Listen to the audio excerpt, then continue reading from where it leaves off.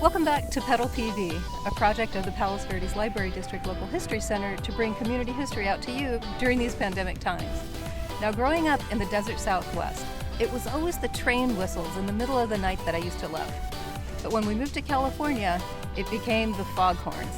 So today, we're starting at the Point Vicente Lighthouse, one of 3 lighthouses on the peninsula.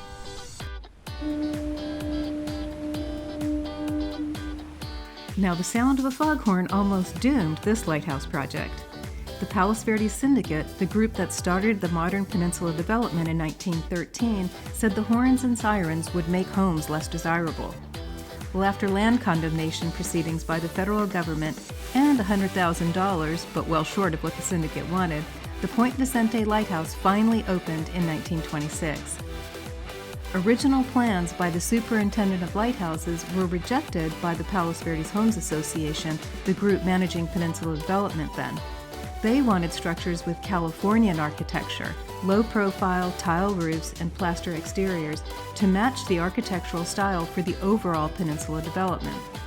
It was architect Walter Swindle Davis, the one who did La Venta Inn, who designed these plans.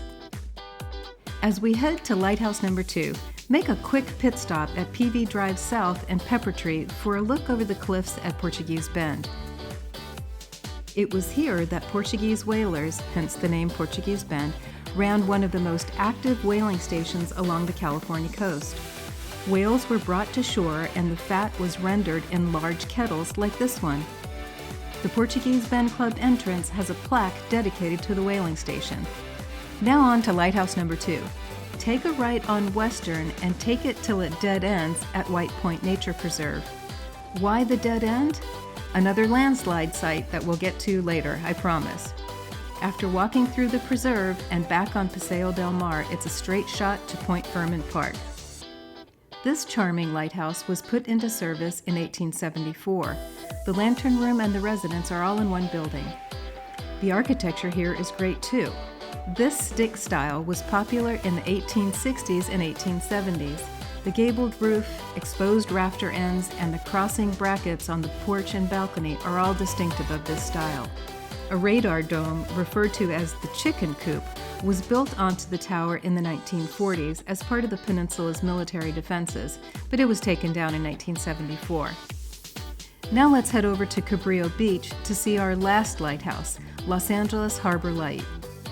This lighthouse opened in 1913 on the newly created San Pedro Breakwire. The jetty out to the lighthouse is blocked off now, but at one time the lighthouse used to be flocked with visitors. Harbor Light did not include accommodations for families. It was known as a bachelor's lighthouse. Families of the keepers lived on shore.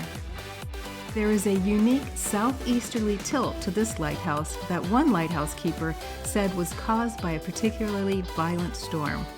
The more likely explanations include the concrete slab on which it was built was not entirely plumb, and also settling or sinking due to oil drilling in the area. One peninsula, 3 unique lighthouse stations, and a lovely afternoon? Take that, COVID. Like, follow, share, subscribe, and join us for more PV history on our next Pedal PV show. Until then, take care, stay safe, and stay healthy.